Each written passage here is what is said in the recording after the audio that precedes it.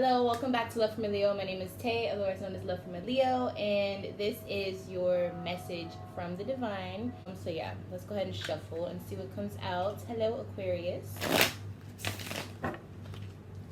Now, don't come for my nails, y'all. Like, I've been trying to get them off, so some of them are on, some of them are off.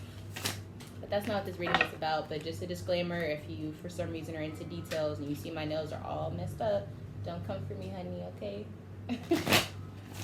Alright, so yeah, I feel really good. I feel like it's going to be a really, really nice reading for you. Alrighty, so what are we starting with? What does Aquarius need to know?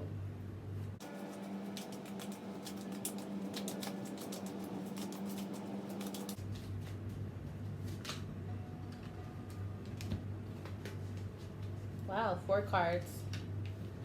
Prince of Swords, 3 of Swords, Death, the Tower. Whoa, okay. All right, Aquarius, we need to talk. So we're starting off with your energy right here with the Prince of Swords. I feel like this is you, but a younger version of yourself. A younger version of yourself. Aquarius, in your past, you used to be really angry at the world. Like a moping vibe. Maybe you always felt down, gloomy. And I kind of feel like some of you could have been like gothic or maybe like emo, you know, something like that, where people just automatically thought you were always on a negative vibration, or maybe you were. I also think you have friends around you. Like as an Aquarius, usually you're always going to have certain people around you, you know. And I feel like these people are also kind of on that lower vibration. I don't think that they try to make you feel bad all the time, but I think you guys, it's like they say, misery loves company. It's like that. So I'm seeing like you with around a bunch of people. You guys are always in a negative space, you know. And so after that, we have the Death card.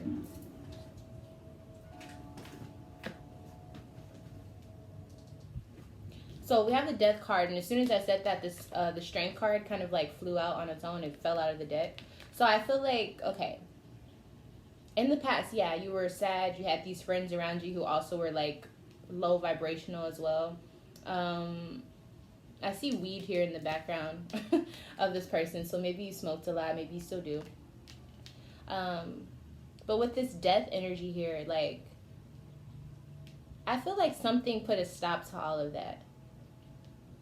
Or maybe there was a near-death experience that made you like appreciate life. Because the way that this Death card is set up with the Strength coming here, it's almost like whatever this scary situation was, or whatever this transformative type of energy was, it caused you to want to appreciate life. It caused you to want to actually look at life from a different perspective, and not be so mopey, not be so gloomy. And then we have the Tower card after that.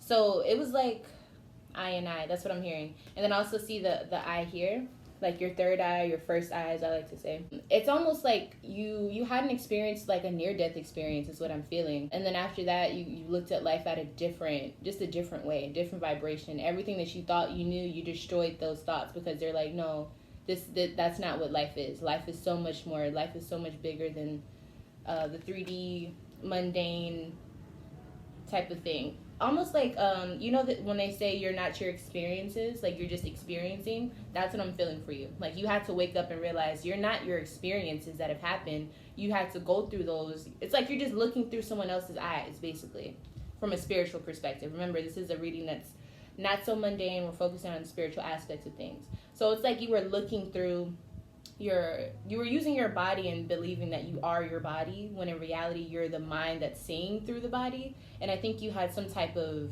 revelation or something that happened that really shows you that. Okay, so let's just go right into this deck here. Where does this connection stem from? Oh, it came out quick. Karmic relationship. Okay. All right. So now we're seeing, all right, so some of you that are watching this video, I'm feeling like you definitely were a hopeless romantic at one point. I'm also seeing that when it came to just relating to others in a romantic way, not in a platonic way, but romantic, you had issues with, it's like you would get too close to people. or you would feel them too much and they weren't on the same vibration as you or frequency. And I just kind of feel like there was a situation with you not understanding heartbreak versus this just isn't the person for you. Like I almost feel like you would try to connect with these people or certain people in your lives romantically, and sometimes it would go good, sometimes it would go bad, but in the midst of it all you got this feeling that you could trust no one, or like everyone's out to get you is the vibe I'm getting.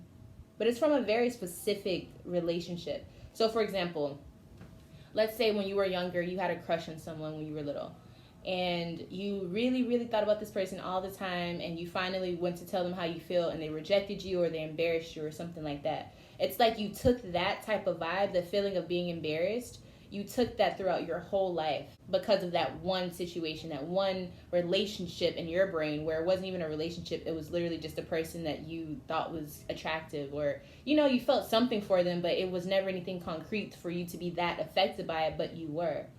So with that, to me, that's karmic in itself. Even though it wasn't like a long history with you guys or whatever, if that, for example, it still is something within you that made you like that person, and it could have stemmed from any past life or just in this life in general. It stemmed from something. But I think for you, mentally, you took it as, if I ever express my feelings or something like that, this is what happens. Because I feel like it was something that happened in a learning stage of your life, where you were learning how people work, the cause and effect of life, basically. I'm seeing that's not how you are anymore, though. Like maybe you found someone who kind of repaid you for all of that karmic backlash that you received from telling that person you like them or whatever. You found someone who actually gets you. And if it's not that, then you're understanding that whatever hurt you in the past is not your present. It's like you're just learning, you're becoming stronger. Specifically in matters of love, though. We all know with love, though, I mean, we know this, but it's really hard to exercise it sometimes. Love is just about you. It's about every relationship you have in your life, whether it's romantic or not. It's to show you how you treat yourself, how you feel about yourself. And I feel like you had to learn that, like you learned that.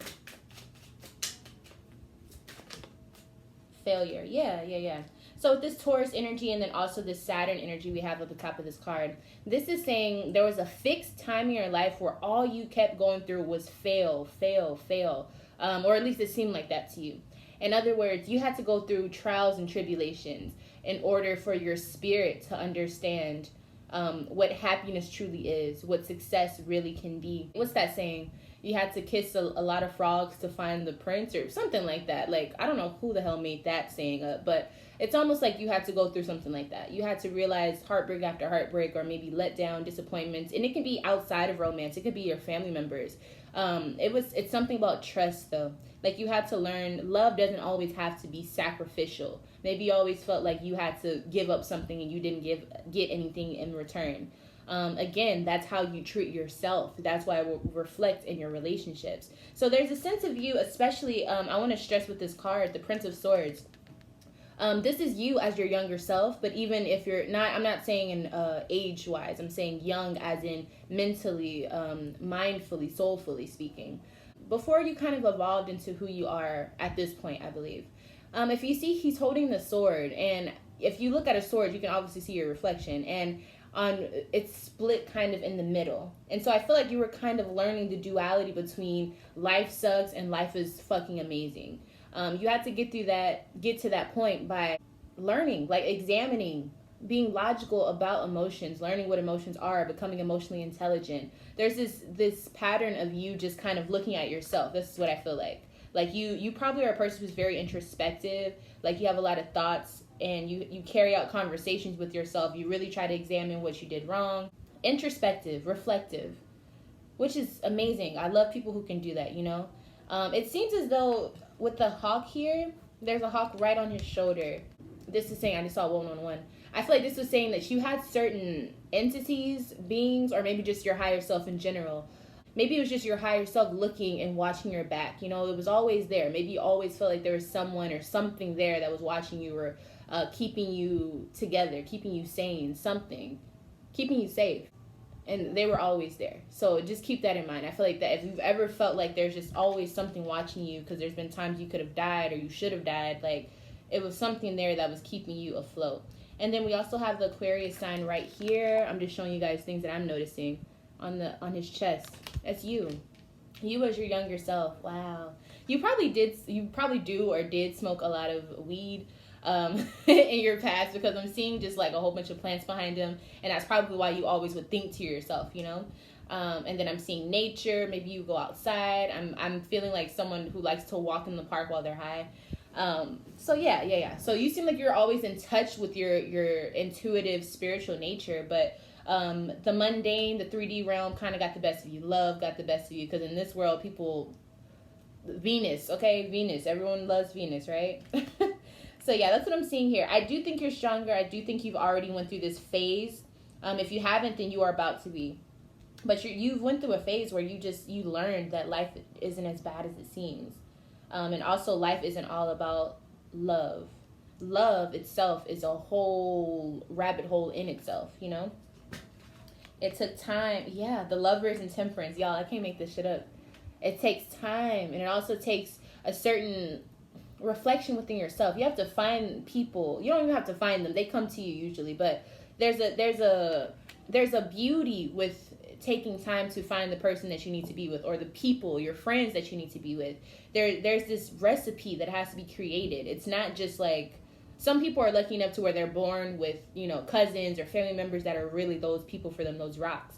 But for you in particular, I feel like, especially being an air sign, you really have to learn what it is to, conglomerate with others, find your pack. Aquarius is about like groups, settings, and, you know, bringing people together, the humanitarian aspects, but also finding your unique way in order to find those people, kind of that rebel vibe, you know, kind of like, okay, if we're in high school and everyone has their table that they sit at, you know, the groups, the jocks, you got the cheerleaders, yada, yada, yada. The Aquarius, it could be a part of all of that, but the true Aquarius would be more in tune with thyself to know that, hey, I can be cool with all of these people, and that's the connectivity. Kind of like Gemini, but a little different, because Gemini adapts more. Aquarius stands out usually from all of those groups, but they're still accepted by all of the groups because they bring something to the table, like XXX. Perfect example of an Aquarius, and I just got the chills. So you have to go through these trials and tribulations to realize life is not as bad as it seems. Life is what you create. With the Three of Swords, I'm definitely feeling, you know, the number 3 vibe, 333. You create your reality. But until you can get to that mindset, that doesn't even mean anything. It has no power in it until you give it the power. Okay. So I feel like this is a little all over the place, but I think you're feeling what I'm saying. Basically, I'm feeling like you have confirmation that you are elevating in your conscious level when it comes to understanding your place within the realm of things, and how people in this life, they come to you based off of whatever frequency you're already vibrating on. We have 5 here, conflict and defeat, right? And look at this person. This is you going down these steps, and I don't know if you can see, but there's people going up the steps. There's people passing you by. That to me is a representation of the people that you've left behind in your past, or people who've left you behind in your past. This is a reflection of you. Going down the stairs doesn't take as much effort as going up. But when you have all of these people passing you by in life, seeming like they're just elevating, going faster than you, doing whatever they're supposed to do, it's really fucking hard to just watch people do that. So I feel like this was you at one point, or this is you. This card, if this is you right now, this card is saying, look, I know it seems like there's a lot of things that are happening to you that are not going the right way, but you're an Aquarius. You're the rebel. You're not supposed to go the right way. You go the left. You go the opposite way. And this is exactly what this person is doing. And once this person gets down to the end of the stairs, they'll be able to look at those stairs and realize how much they actually endured. While all these people are going up, you're really ahead of the game. This is the age of Aquarius, for God's sake. Like, we're going towards it. So some people in this lifetime, they're the true rebels. Like, they do things in order to reflect or embody this sense of like, I'll die for whatever I believe in. They stand true in their nature.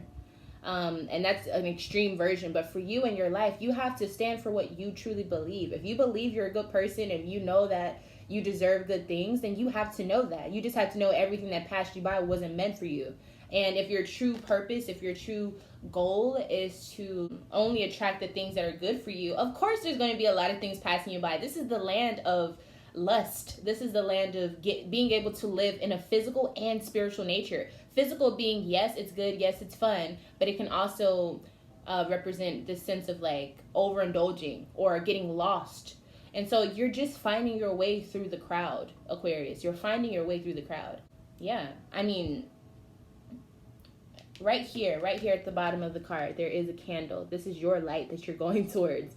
And it feels so like awkward and weird because it's yours. It's your light. But that's the whole point of being an Aquarius. You know what I'm saying? That's the whole point for all of us. But I'm saying, as far as it being weird, the first thing Aquariuses will probably say when someone says something, oh, that's weird.